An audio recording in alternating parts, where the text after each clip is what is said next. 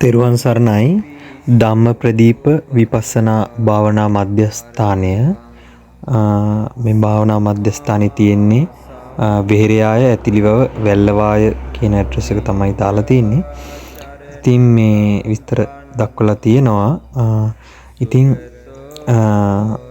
ඊටාම් වටින අවස්ථාවක්, දුර්ලභ අවස්ථාවක් මේ ඔබට ලැබෙන.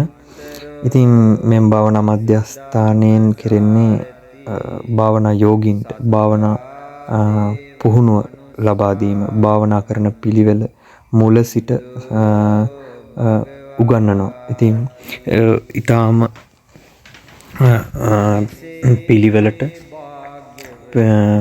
මනා දැනුමක් ඇති, ධර්මය අවබෝධ කරගන්න මනා වෙහෙසක් දරපු දරණ ස්වාමින් වහන්සේලා විසින් අපිට ඉතාමත් කරුණාවෙන් ඒ පින්වත් ලොකු ස්වාමින් වහන්සේ ඇතුළු සියලුම ස්වාමින් වහන්සේලා ඒ කටයුත්ත වෙනුවෙන් කැපවෙන සියලුම ස්වාමින් වහන්සේලා ඉතින් අපිට කරුණාවෙන් ඒ කටයුතු වලට ඉතාමත් සහයෝගය උදව්ව උපකාරය කරනවා.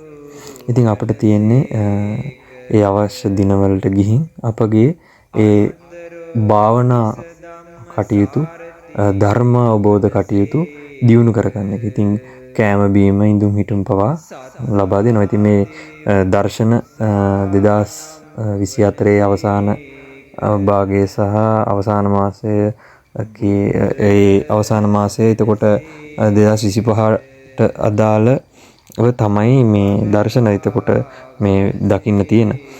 ජනවාරි පෙබරවාරි මාර්තු දැන් මාස 3යිනේ මේ අවුරුද්දේ 2025. ඉතින් මේ ආරණ්‍ය සේනාසනය තව ඉදිරියට භාවනා යෝගීන්ට සුවසේ භාවනා කරන්න පුළුවන් විදිහට භාවනා මධ්‍යස්ථානයක් පවා නිර්මාණය වෙන ස්ථානයක්. ඉතින් දැනට පවතින ස්වභාවය තමයි මේ තියෙන්නේ. ඉතින් මේ වීඩියෝ දර්ශනය බෙදා හරින්නේ ඔබලා වෙත පින තියෙන කෙනෙක්ට, එතකොට භාවනා කරන්න තැනක් හොයන කෙනෙක්ට වෙන්න පුළුවන්. එහෙම නැතිනම්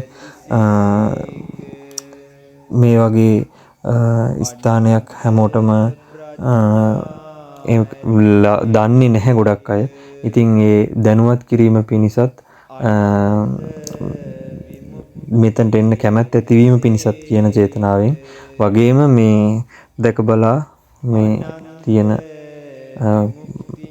මේ ආරාම ගොඩනගන්න පූජා කරපු අයට, ඒ වගේම මේවා ගොඩනගන්න ගොඩක් වෙහෙස මහන්සිලා තියෙනවා. ඉතින් ඒක දැකලා අනුමෝදන් වෙන්නත් පුළුවන්. ඉතින් බුදුරජාණන් වහන්සේගේ බුද්ධ මන්දිරය, ඒ වගේම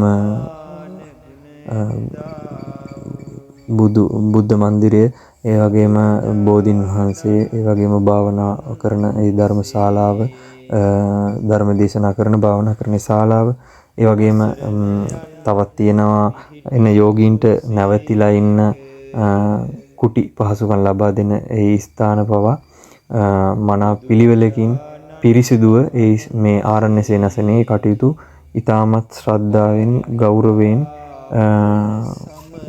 ඒ පිරිස නඩත්තු කටයුතු කරන පිරිසද කරගෙන යනවා. ඉතින් මෙහි යන එන කෙනෙක් ඉන්නවා නම්, එහෙම නැත්නම් යන්න බලාපොරොත්තු වෙන කෙනෙක් ඉන්නවා නම්, ඉතින් අපිත් මතක තබා ගත යුතු, අතිශයින්ම මතක තබා ගත යුතු තමයි ඒ ආරණ්‍ය සේනාසනයේ විනය කටයුතු වලට අපිත් සහයෝග වෙමින් පිරිසුදුකම, පිළිවෙල ඇතිව නිශ්ශබ්දතාවය රැකගෙන ඒ ආරණ්‍ය සේනාසනයේ ඒ ධර්මික අවබෝධ, ධර්ම අවබෝධ කටයුතු කරන ගිහි පැවිදි කිසිම කෙනෙක්ට බාධාවක් නොවන පරිදි කටයුතු කරගෙන තමන් එතනට යන ඒ උතුම් කාර්යය මනා ලෙස ඉෂ්ට සිද්ධ කරගෙන නැවත පැමිණෙන්න අපි වග බලා ගන්න ඕන. ඉතින් මේ දර්ශනය දැකලා මේ ස්ථානය ගැන හිත පහදවා ගැනීම පිණිසමයි. ඒ වගේම මේ ස්ථානය හරිම සුන්දරයි. ස්වාමින් වහන්සේලා පවා හරිම කරුණාවෙන් අපට ධර්මයේ දේශනා කරනවා. අපිට තියෙන ගැටලු පවා උන්වහන්සේලාට ඉදිරිපත් කරලා ධර්මානුකූල පිළිතුරු ලබා ගන්න පුළුවන් අවස්ථාවක් ඒ වගේම අපේ ජීවිතේට මේ ලැබෙන්නේ. ඉතින්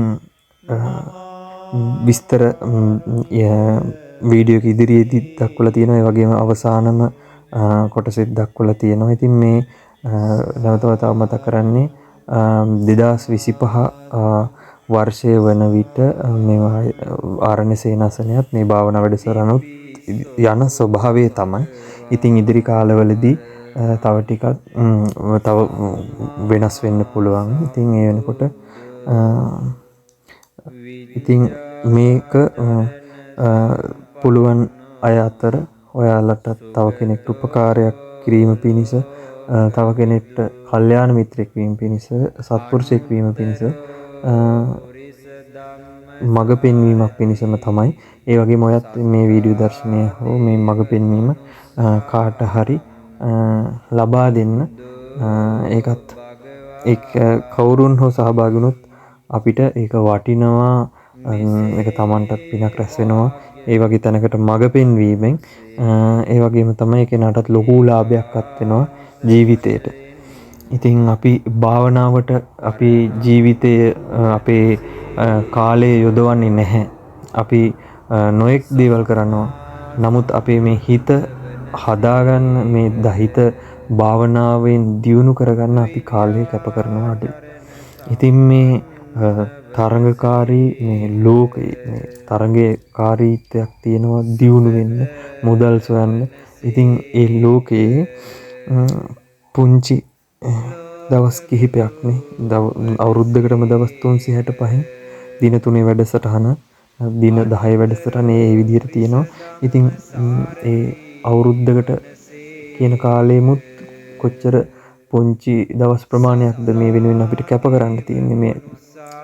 මේ භාවනාව ඉගෙන ගැනීම, මේ භාවනාව කියන්නේ කුමක්ද කියන එක අපි දැනගෙන ඒ මනා ලෙස ඒක ජීවිතයට දියුණු කරගත්තොත් අපේ මේ ජීවිතයේ ලැබුණු උතුම් අවස්ථාව, දුර්ලභ මේ අවස්ථාව, මේ මනුස්ස ජීවිතයේ බුද්ධෝත්පාද කාලයේ සත්පුරුෂ ඇසුර, ශ්‍රී සද්ධර්ම ශ්‍රවණය, මේ කියන අතිශය දුර්ලභ කාරණා ඉතින් වලින් අපිට මනා ප්‍රයෝජනයක්, මනා ප්‍රතිඵලයක් ලබා ගන්න අපිම දක්ෂ වෙන්න ඕනේ. ඉතින් මේ වගේ ස්ථාන වලින් අපිට ඒ මනා ප්‍රතිඵලයක් අපේ ජීවිතවලට ලබා ගන්න අවස්ථාව ලැබෙනවා.